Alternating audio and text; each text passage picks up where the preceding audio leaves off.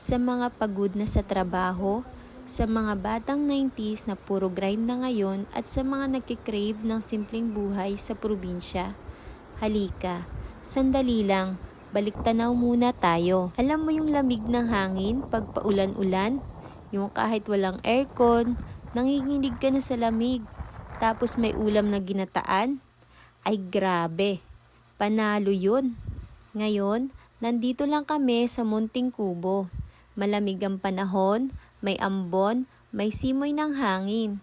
Walang mamahaling lutuan, walang arte, pero punong-puno ng kwento at tawanan. Ganito yung mga eksenang namimiss mo kapag nasa city ka na. Yung tipong gusto mo na lang mag-live. Si tatay, todo piga ng gata ng nyog. Walang blender-blender.